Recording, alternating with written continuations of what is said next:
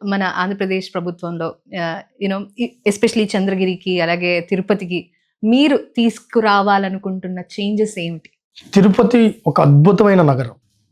కలియుగ ప్రత్యక్ష దైవం వెంకటేశ్వర స్వామి కొలువైన నేల. ప్రపంచం మొత్తం తిరుపతి వైపు చూస్తుంది.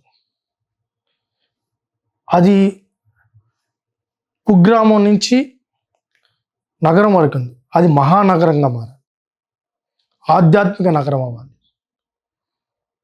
కళాకారుల నిలయం కావాలి, అదేవిధంగా విద్యా నిలయంగా మారాలి.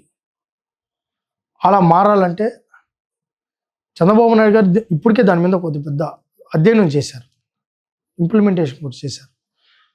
ఈరోజు మనకి తిరుపతి ఏ సిటీకి లేని అవకాశం ఒక తిరుపతికి ఉంది. 2 గంటల్లో చెన్నై, 2.5 గంటల్లో బెంగళూరు, కృష్ణపట్నం వాటర్ రైవ్. ఏ నగరానికి ఎక్కడ లేదు. పోర్ట్ ఉంది, 2 పెద్ద మహానగరాలు దగ్గరగా ఉంది. రోజుటికి 50,000 మంది జనాభా వచ్చే నగరం.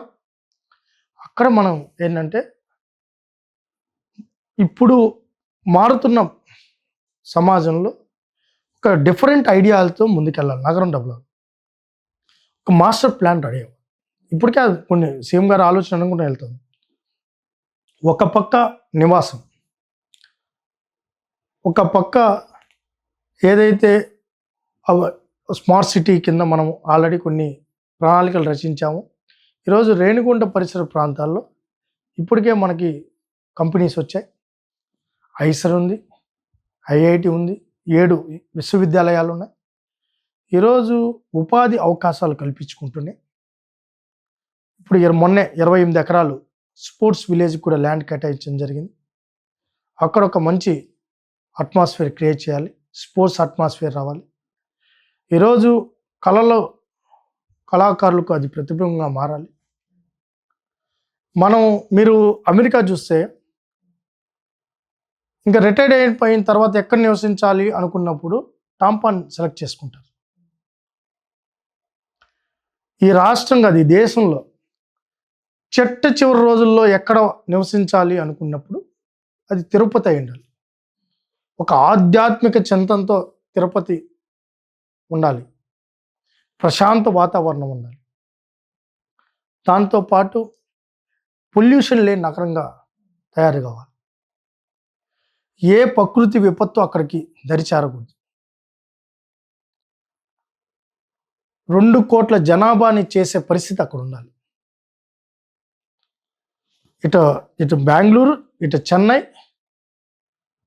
కలిసిపోయే పరిస్థితి భవిష్యత్తులో ఉంటుంది. ఒక ప్రణాళికాబద్ధంగా ముందుకెళ్ళగలిగింది. బ్యూటిఫికేషన్ జరగాలి, గ్రీనరీ రావాలి, ఒక పర్ఫెక్ట్ ప్లానింగ్తో ముందుకెళ్ళాలి. అది జరుగుతుంది, అది ఇబ్బంది లేదు. భవిష్యత్తులో కృష్ణదేవరాయలు గారు ఎప్పుడో చెప్పారు, చంద్రగిరి చన్నపట్నం అవుతుంది. కృష్ణదేవరాయలు గారు పాలించిన నేల చంద్రగిరి కోట. బ్రహ్మంగారు చెప్పినట్టు ఏదైతే తిరుపతి చంద్రగిరి ఒక మహానగరంగా, ఒక ప్రశాంత వాతావరణంలో ఆధ్యాత్మిక వాతావరణం, కళాకారులకు నిలవైన వాతావరణం, అభివృద్ధికి చిరునామా తిరుపతి ఉండాలని మేము భావిస్తున్నాం.